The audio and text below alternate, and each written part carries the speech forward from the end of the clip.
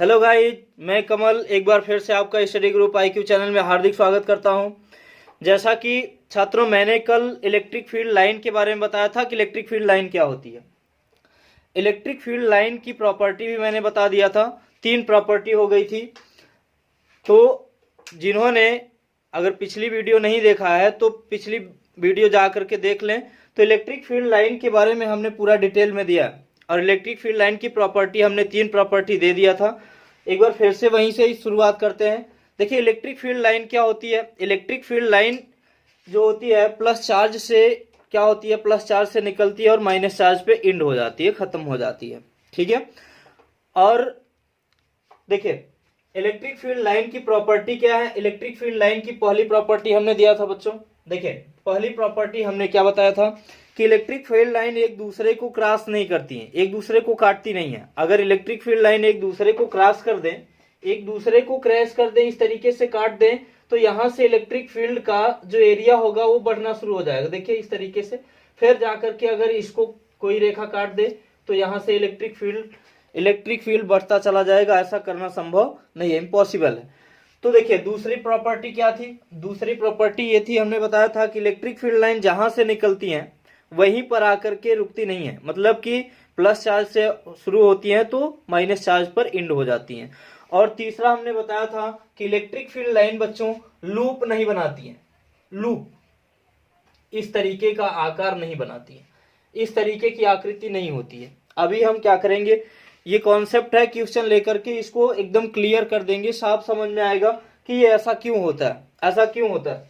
देखिए, चौथा कॉन्सेप्ट है यहां पर, चौथी प्रॉपर्टी इलेक्ट्रिक फील्ड लाइन की। देखिए, इलेक्ट्रिक फील्ड इंटेंसिटी जो होती है, वैद्युत क्षेत्र की तीव्रता, वो प्रोपोर्शनली होती है इलेक्ट्रिक फील्ड स्पेस के। देखिए, इलेक्ट्रिक फील्ड की जो रिक्तिका होती है, जैसे मान लेते हैं यहां पर इलेक्ट्रिक फील्ड, ये हमारे पास कोई इलेक्ट्रिक फील्ड है, ठीक है। तो इसके बीच में कुछ न कुछ क्या होगा बच्चों, स्पेस होगा, खाली स्थान होगा। तो इसी रिक्तिका के ये क्या होती है, डायरेक्टली इनवर्स प्रोपोर्शनल में होती है, यानी व्युत्क्रमानुपाती होता है। तो यहां पर हम लिखेंगे रेखाओं के बीच की रिक्तिका, यानी इलेक्ट्रिक फील्ड लाइन की जो बीच में स्पेस है वो लिखेंगे रेखाओं के बीच की रिक्तिका, रिक्तिका। अब यहां से बात समझिए। देखिए, जैसे मान लीजिए कि हमारे पास ये इलेक्ट्रिक फील्ड यहां पर है, इसको हम मान लेते हैं इलेक्ट्रिक फील्ड E1, ठीक है। और हमारे पास ये दूसरा इलेक्ट्रिक फील्ड है, तो इलेक्ट्रिक फील्ड E2 इसको मान लेते हैं। इसके बीच का जो स्पेस है, स्पेस क्या है, ज्यादा है। तो इसका मतलब है कि जिसके बीच स्पेस ज्यादा होगा उसकी मैग्नीट्यूड क्या होगी बच्चों, अधिक होगी। यानी E1 का मैग्नीट्यूड कम होगा किससे, E2 से, ठीक है। तो इलेक्ट्रिक फील्ड का यहां पर जो है, तो हमने देखा कि E जो है इसके व्युत्क्रमानुपाती है रेखाओं के बीच की रिक्तिका के, यानी कहने का मतलब इसके बीच जो स्पेस है, जो खाली स्थान, देखिए इसमें क्या है, इसमें कम खाली स्थान है लेकिन इसमें ज्यादा खाली स्थान है। तो इसीलिए हमने बताया कि यहाँ पर E1 क्या है, छोटा है E2 से। तो इसका मतलब है इसका जो मैग्नीट्यूड है वो अधिक होगा, ठीक है। तो ये रहा बच्चों चौथा कॉन्सेप्ट। तो चौथा कॉन्सेप्ट क्या है, E प्रोपोर्शनल 1 रेखाओं के बीच की रिक्तिका, यानी स्पेसिंग टू बिटवीन लाइन। यहां पर रेखाओं के बीच की जो रिक्तिका है वो इसके इनवर्सली प्रोपोर्शनल होता है, ठीक है। तो याद रखिएगा कि E1 जो है इसका मैग्नीट्यूड E2 से क्या होगा, कम होगा। समझ में आया प्यारे बच्चों, ठीक है। तो आगे बढ़ते हैं, नेक्स्ट कॉन्सेप्ट देखते हैं। देखिए बच्चों, यहां बहुत ही प्यारा और बहुत ही इंटरेस्टेड टॉपिक है, बहुत ही अच्छा क्वेश्चन है। देखिए, इसमें क्या करना है कि देखिए, पॉइंट ए पर इलेक्ट्रिक फील्ड की का मैग्नीट्यूड दिया है 40 न्यूटन प्रति कूलम। तो पूछ रहा है कि पॉइंट बी पर कितना होगा, यही पूछ रहा है, ठीक है। देखिए, parallel to the page is same very where if the magnitude of the field at each, यानी पॉइंट ए पर 40 न्यूटन पर कूलम, तब then the magnitude of electric field at B each approximately. तो देखिए यहां पर हमें क्या करना है कि पॉइंट ए पर इसका मैग्नीट्यूड दिया है कितना 40 न्यूटन पर कूलम, तो पूछ रहा है कि पॉइंट बी पर कितना होगा मैग्नीट्यूड। तो देखिए बच्चों अभी हमने क्या कहा कि जो इलेक्ट्रिक फील्ड इंटेंसिटी होता है वो प्रोपोर्शनली होता है किसके, स्पेस के, इलेक्ट्रिक फील्ड के स्पेस के प्रोपोर्शनली होता है। अगर हम इस प्रोपोर्शनल को क्या करें, इस प्रोपोर्शनल को इसको इवन मान लेते हैं, प्रोपोर्शनल को अगर बराबर करें तो यहां पर हम क्या जोड़ेंगे, एक कांस्टेंट जोड़ देंगे, ठीक है।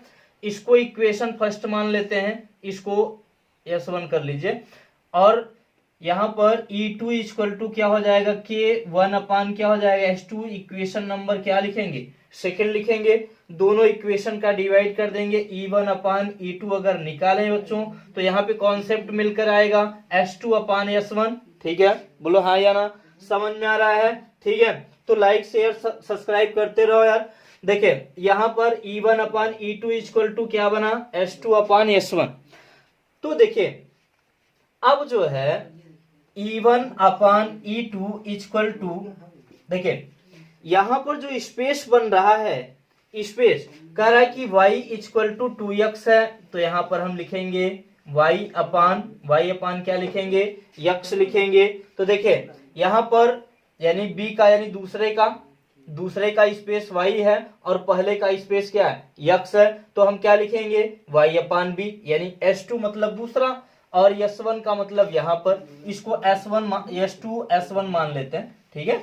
तो यहाँ पर हम लिखेंगे y अपान x, तो y की वैल्यू हमारे पास क्या है 2x अपान x, तो x से x कैंसिल हो जाएगा, E1 upon E2 equal to यहाँ पर हो जाएगा क्या बच्चों, E1 upon E2 equal to कितना आएगा, 2 आ जाएगा, ठीक है। तो यहां से हम लिख सकते हैं हमें क्या फाइंड करना है, पॉइंट ए पर हमें पता है इंटेंसिटी कितनी है, इसको E1 मान लेते हैं, और पॉइंट बी पर इंटेंसिटी यहां पर क्या मान लेते हैं, E2 मान लेते हैं। तो यहां पर देखिए बच्चों पॉइंट ए पर कितना दिया है 40 दिया है, तो इसको हम लिखेंगे 40 अपान E2 इक्वल टू क्या हो जाएगा 2 हो जाएगा। अब E2 इक्वल टू क्या हो जाएगा 40/2 का मतलब कितना आ जाएगा 20, E2 इक्वल टू 20 न्यूटन प्रति कूलम। तो कॉन्सेप्ट एकदम क्लियर है। देखिए हमने क्या किया कि यहाँ पर पॉइंट ए और पॉइंट बी, ठीक है, 2 पॉइंट है, तो यहाँ पर एक पॉइंट पर यहाँ पर इलेक्ट्रिक फील्ड का मैग्नीट्यूड दिया है 40 न्यूटन प्रति कूलम, और यहाँ पर पॉइंट बी पर पूछ रहा है मैग्नीट्यूड कितना होगा। तो देखिए बच्चों यहाँ पर स्पेस देखिए कम है, तो इसकी वैल्यू कितनी है, ज्यादा है, यहाँ पर स्पेस अधिक है, तो इसकी वैल्यू क्या है, कम है, ठीक है। नेक्स्ट टॉपिक आगे देखेंगे।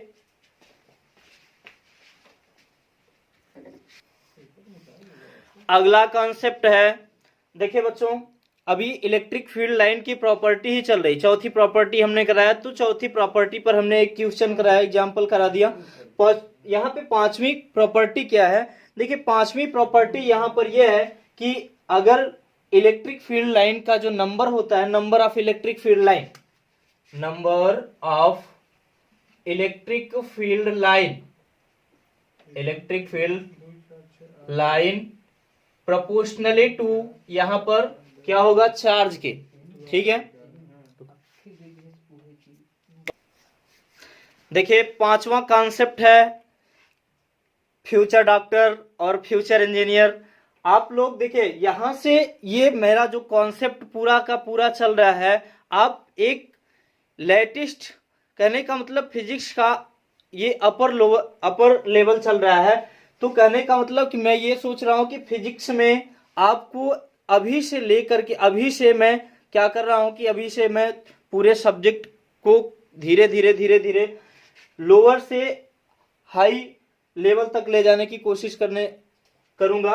देखिए यहां से number of electric field line जो है वो क्या होता है चार्ज के प्रोपोर्शनली होता है, यानी यहां पर अगर कोई चार्ज दिया जाए, किसी पार्टिकल को किसी बॉडी को चार्ज दिया जाएगा, तो number of electric field line के वो क्या होगा प्रोपोर्शनली होगा। तो इलेक्ट्रिक फील्ड लाइन की संख्या को हम क्या मान लेते हैं बच्चों, यहां पर मान लेते हैं इलेक्ट्रिक फील्ड लाइन यहाँ पर एन ई मान लेते हैं, N E electric field, number of electric field line equal to क्या हो जाएगा, के Q.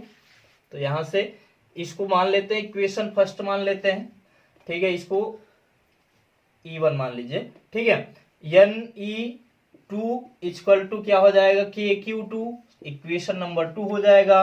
N E one upon N E two equal to K one upon K Q to हो जाएगा। तो यहां पर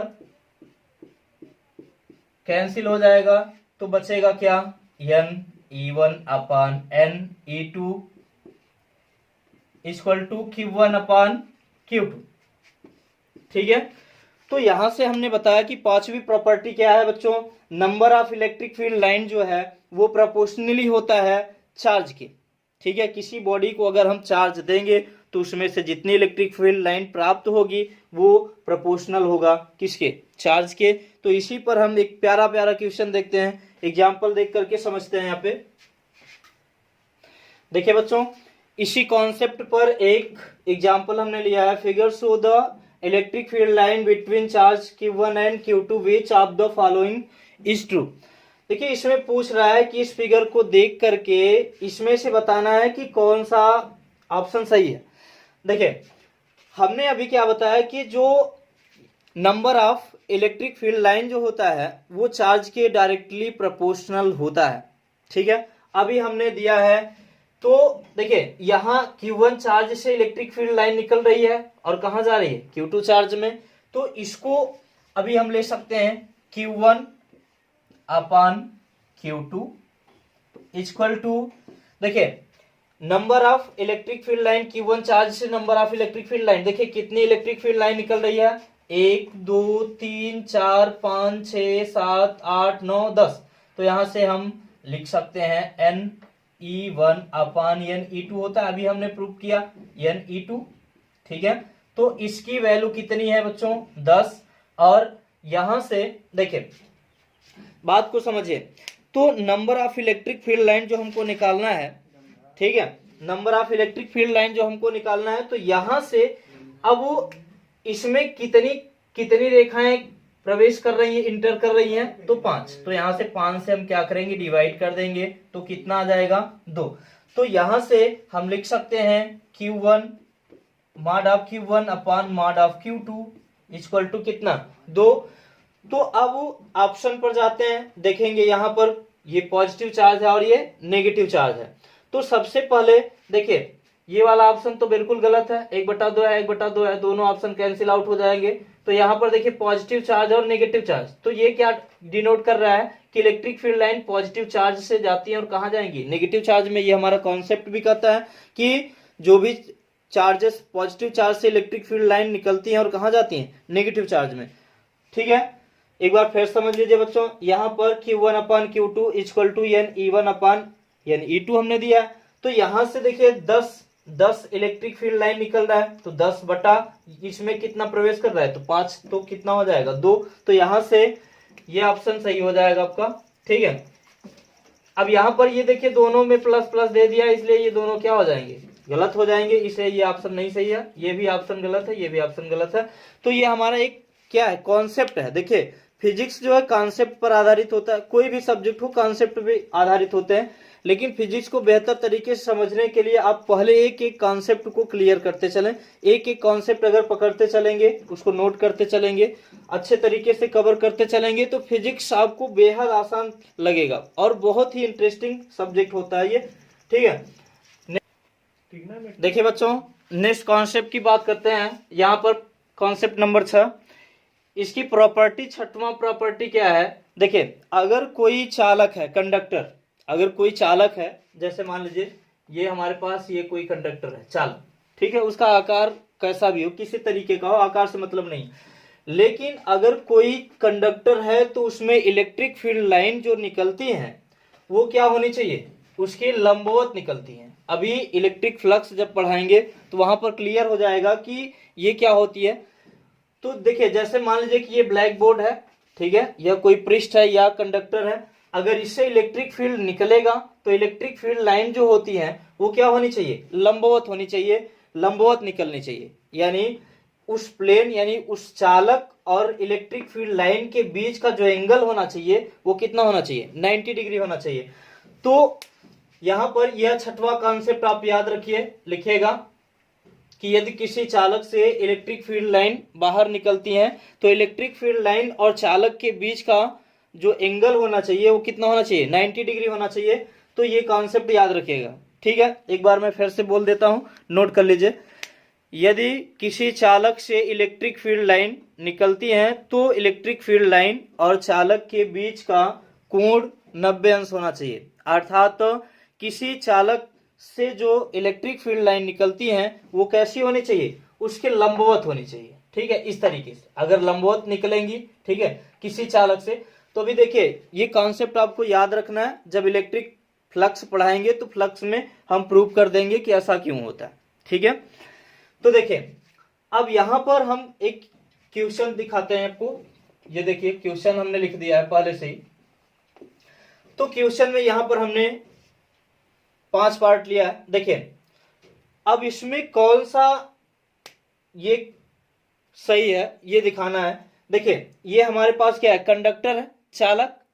तो हमने ये दिखाया कि इससे इलेक्ट्रिक फील्ड लाइन तो निकलेंगी, यानी कोई भी धनावेशित अगर पार्टिकल है तो उससे इलेक्ट्रिक फील्ड लाइन निकलेगी। लेकिन अगर वो कोई कंडक्टर है अगर कोई चालक है तो उससे इलेक्ट्रिक फील्ड लाइन क्या होनी चाहिए, अब ये तो होंगी यानी दूर तो जाएंगी, लेकिन कैसी होनी चाहिए, इसके लंबवत होनी चाहिए।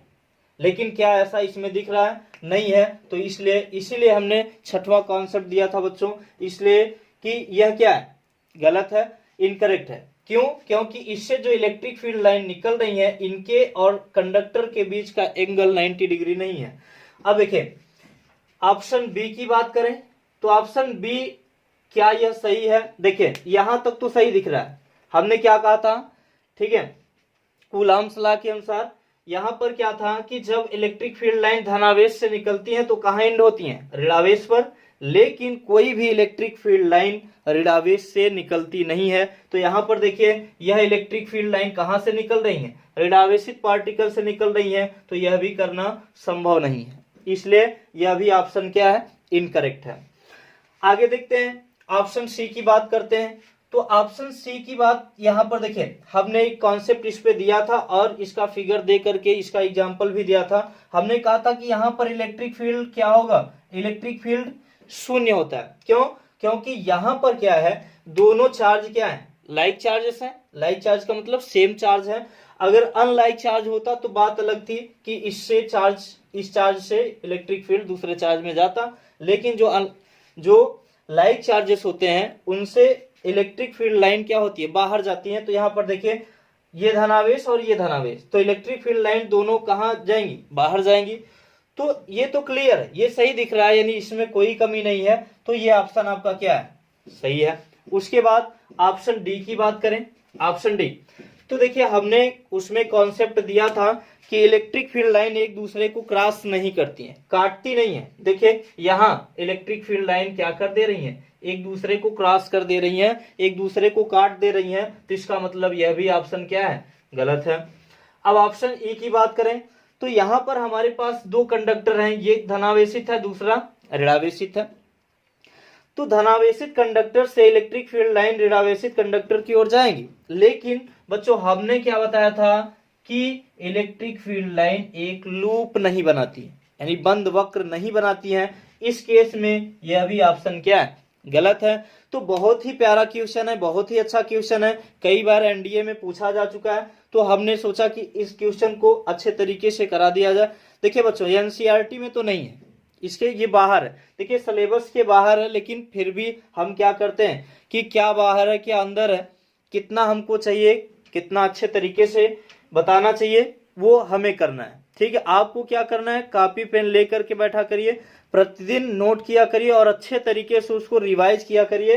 पर डे अगर रिवाइज करेंगे, प्रतिदिन पढ़ने की आदत डालेंगे तो आप क्या करेंगे, फिजिक्स अच्छे तरीके से आपकी कवर हो जाएगी और तैयार हो जाएगा सब कुछ।